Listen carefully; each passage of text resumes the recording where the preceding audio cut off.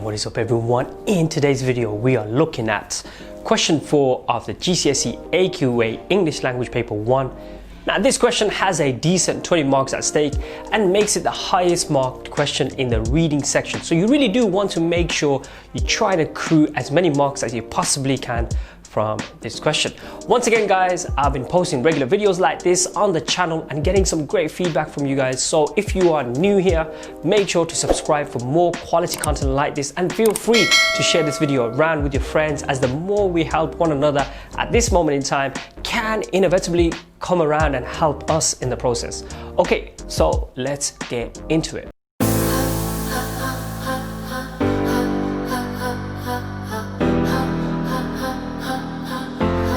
So question 4 is all about this opinionated statement made by a student, and you'll be asked whether you agree or disagree. Notice that every single question 4 begins with "to what extent." Whenever you see this, highlight it and put right next to it "how much" and the word "evaluate."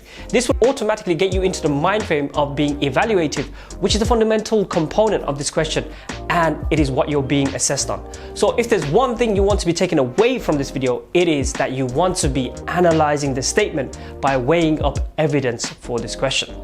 This question, in my opinion, should be relatively straightforward, as if you, and hear me out really well, if you plan really well for question 4, then you should be well equipped for this. Well, what I tend to tell my students is to try and have leftover techniques from question 2 and question 3, which you didn't quite elaborate or focus on for those questions, and now you can use those elements for this question. Now, being an examiner, what I've noticed is that when it comes to question 4, students are fine starting it off, and what you'll often see is that most people start the question off really well, but the quality dissipates as the response moves on, and in the end students aren't able to get that key component of A of 4, which is what the mark scheme is seeking. So my main advice to you is that you want to weigh up your evidence as to why you agree or disagree with that statement, and switch the perspective at some point. And notice, I'm not saying you need to do a complete 180 and then disagree, as that in and of itself sounds quite contradictory,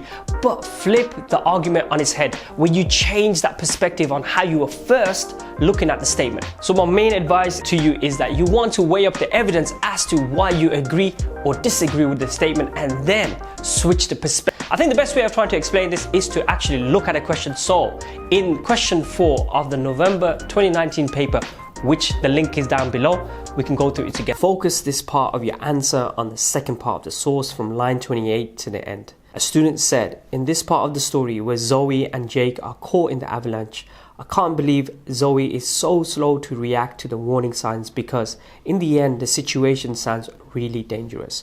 To what extent do you agree? In your response, you could consider Zoe's reactions in this part of the story, evaluate how the writer makes the situation sound dangerous, support your response with references to the text." Now, if you've read the extract for this, when you look at this question, I'm sure you can all find ways of agreeing with that statement, since we can see that Zoe indeed was quite lethargic in her response.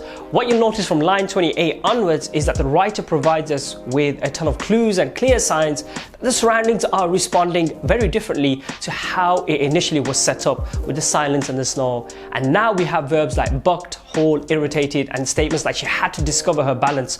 All of a sudden, the ambience has transitioned from the beginning, where Zoe was taken back by the splendor of this beautiful setting. However, even though the tone has shifted and the momentum is gathering for the storm, Zoe remains in this trance-like mode, where she still continues to refer to the mountains as being magical. Now, as I mentioned earlier, what you want to be doing is plucking out literary devices and structural techniques that you didn't quite mention in question 2 and question 3, but now for this question, you want to try and adapt those techniques to support why you agree. So let me repeat that. You want to back your viewpoints as to why you agree or disagree using these techniques. It doesn't have to be both elements of language and structure together. You can add in themes, context, words and phrases, etc. Like anything goes for this question.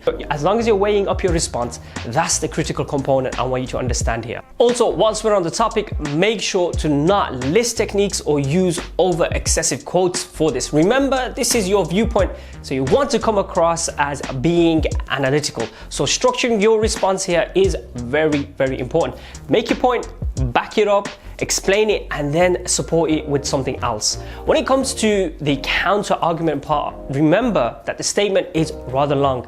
There's the aspect of Zoe responding, and then you have the other part of the statement where it states the situation was dangerous. Now, if I was to begin a counter argument, I would do so by stating things like on the contrary or on the other hand. It can be argued that, and in this case, even though the signs were very evident from us being able to read this, try and bear in mind that Zoe was in this blissful state. She's in the mountains, and this is where you can make references to other parts of the text. For instance, how was she supposed to know that an avalanche was supposed to take place, especially when it was so quiet, idyllic, and mesmerizing at the start? An avalanche isn't something you can just predict out of nowhere. And it's not like with moments of just skiing, she could have anticipated such a colossal event to take place. Try and imagine whenever any natural disaster or an accident takes place. Are you ready for it? Could you have envisioned that taking place? Well, this is one way you can make your argument against that Zoe wasn't in this position to see this coming, and you can then find examples, techniques, words and phrases to try and back up that viewpoint.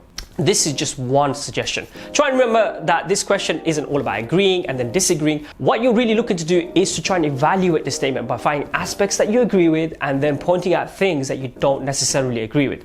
Basically, too many students into this question thinking it's just black and white, and the reality of it is that there is this huge gray area that the examiners have deliberately created. So try and find alternative ways of looking at that. So to summarize this question, number one, use spillover techniques from question 2 and 3 to try and back up your viewpoint of whether you agree or disagree with the statement. Number 2, don't get too carried away with trying to list example after example. Instead, explain more. This question will require you to discuss points in more detail so that the analytical marks can be awarded to you. So elaborate on your points and examples you use in more depth. Number 3, make sure to switch perspective as you are evaluating. So break the statement into 2 parts and focus on agreeing with one and then maybe questioning or not totally agreeing with the other. And then repeat the same exercise of explaining and then reasoning in more depth. Number 4, lastly, make sure you do spend some time on this question. I would encourage around 25 minutes and do make the time to reread your response at the very end. Key things to include would be to be analytical, explain yourself, use any examples to back up your point of views, and lastly, switch perspective and analyze from a different point of view. Well, I hope that this really helps you guys out. If you found this video to be of any use, then make sure to subscribe to the channel. And if you have anything you'd like to request, then drop it in the comment section down below. I hope it's all going well for you. And on that note, my name is Amin, and I will catch up with you another time. All red lamps to tease them. None of these toys on lease to. Made the whole year in a week too. Main chick out of their league too.